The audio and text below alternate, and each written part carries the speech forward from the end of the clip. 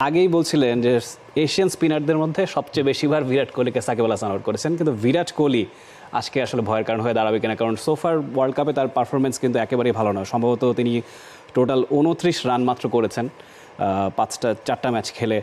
আমরা তার বিরাট কোহলির স্ট্যাটটা যদি দেখি, এই ওয়ার্ল্ড কাপে আয়ারল্যান্ডের বিপক্ষে মাত্র 1 রান করেছিলেন 5টা বল খেলে। পাকিস্তানের এগেনস্টে 3 বলে 4, যুক্তরাষ্ট্রের এগেনস্টে তিনি গোল্ডেন ডাক, আফগানিস্তানের এগেনস্টে সবশেষ ম্যাচে 24 বলে 24 তিনি করেছেন।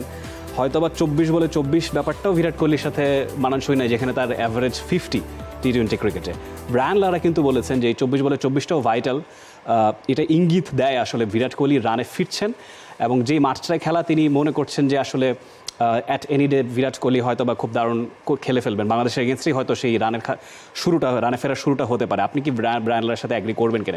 অবশ্যই, ব্রায়ান লারার মতো একজন ক্রিকেটার যখন বলে, সেক্ষেত্রে আসলে খুব বেশি দ্বিমত করার নেই। চলছে প্রেডিকশন গেম নগদ অ্যাপে। প্রেডিকশন করে জিতুন জিক্সার বাইক, টিভি, স্মার্টফোন সহ আরো অনেক পুরস্কার। হুট করে একটা পরিসংখ্যানের কথা মনে পড়লো আমার, মানে এবারের বিশ্বকাপ শুরু হওয়ার আগে টি-20 বিশ্বকাপে সাকসেসফুল রান চেজে তার ব্যাটিং গড় খুব সম্ভবত ছিল 518। মানে একজন ব্যাটারের ব্যাটিং গড় যখন 518 থাকে, জেতা ম্যাচে রান তাড়ায়, তখনই আপনি বুঝবেন যে সে ব্যাটার কত বড় মাপের, কত বড় মানের। তো 518 ব্যাটিং গড় থেকে এখন পর্যন্ত তার ব্যাটিং গড় সেটা নেমে হয়ে গেছে 173, যে 518 থেকে 173। তার মানে আপনি যে রানগুলো বললেন 1-4-0-24, একেবারে বিরাট কোহলি মানেন না। তবে আমরা চাইবো বোধহয় বাংলাদেশের সঙ্গেও যেন তিনি ব্যর্থ হোক। তবে বাংলাদেশের সঙ্গে কিন্তু তার টি-20তে রেকর্ডটা খুব ভালো। সেই বাংলাদেশের সঙ্গে বিরাট কোহলি টি-20 কেমন করেছে সেটা যদি আমরা দেখার চেষ্টা করি কার্ডটা, তাহলে হয়তো আমরা জানবো। 5টা ইনিংস তিনি ব্যাট করেছেন, রান করেছেন 193, আর তার ব্যাটিং গড় 96। মানে একজন ব্যাটারের ব্যাটিং গড় যখন 96, তখনই বোঝা যায় যে তিনি কতটা ভালো খেলেছেন। আর তার স্ট্রাইক রেট 122। তার মানে ওই যে বিরাট কোহলি আজকে কেমন খেলবে?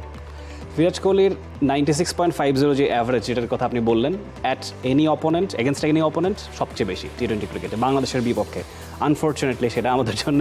তবে আসার কথা স্ট্রাইক রেট যেটা বলছেন 122 স্ট্রাইক রেট, এবং যে উইকেটে খেলা হচ্ছে সব কিছু মিলে আমার মনে হয় আসলে বিরাট কোহলি যদি রানে ফেরেনও, আমাদের বোলারদের সেই কোয়ালিটি আছে তাকে অল্প রানের মধ্যে আটকে ফেলার। এবং একই সঙ্গে কিন্তু আসলে রোহিত শর্মার কথাও বলতে হচ্ছে, তিনিও কিন্তু রানে নেই, কারণ আরেকজন সিনিয়র ক্যাম্পেইনার, ক্যাপ্টেন, একদম ওপেনিংয়ে ব্যাটিংয়ে নামছেন। বিরাট কোহলির ফর্মটা যদি আমরা একটু দেখি, আসলে এই ওয়ার্ল্ড কাপে সোফার তিনি যে ম্যাচগুলো খেলেছেন, আয়ারল্যান্ডের এগেনস্টে শুরুটা ভালোই করেছিলেন, 37 বলে 52 রান করেছিলেন, নট আউট ছিলেন। পাকিস্তানের এগেনস্টে 12 বলে 13, এরপর যুক্তরাষ্ট্রের বিপক্ষে 6 বলে 3, আফগানিস্তানের বিপক্ষে 13 বলে 8। প্রথম ম্যাচে 50-র পর আর কোথাও কিন্তু আসলে রোহিত শর্মাকেও খুঁজে পাওয়া যায়নি। এটাও আসলে ভাবনার কারণ কিনা ইন্ডিয়ার জন্য? তা তো বটেই। আর বিরাট কোহলিকে নিয়ে এক ভারতীয় লেগ স্পিনার বলেছিল যে কোহলি এমন একজন মাপের ব্যাটার, যে তার 1000 দিনের মতো অফ ফর্ম ছিল না, ব্যাটের সেঞ্চুরি ছিল না। তো বলেছিল যে বিরাট কোহলিকে ব্যাটিং নিয়ে পরামর্শ দেওয়া মানে সূর্যের দিকে টস লাইট মারার মতো। তো আপনি এমন একজন নাম, বা আপনি রোহিতের রানের কথা বলছিলেন 52, 13, 3, 8। প্রথম ম্যাচটা তার ভালো হয়েছিল, কিন্তু পরের ম্যাচ থেকে অপোনেন্ট একেবারেই শুরুতে তার উইকেটটা নিয়েছে। আর ভারতীয় ব্যাটাররা খুব সম্ভবত লাস্ট 10 কি 11টা ইনিংস কোনো 50 রানের ওপেনিং জোট নেই। তারপরে ভারতীয় ব্যাটাররা সবসময় ভালো করে থাকে, সেটা আমরা জানি। তো এবার অন্তত আশা করবো যে তারা ভালো ক্রিকেটটা খেলবে, আর সেটা বাংলাদেশ ম্যাচের পর থেকে। For more updates, subscribe to our YouTube channel and click on the bell icon. Follow us on Facebook and Instagram. Download T-Sports app to enjoy exciting games and highlights.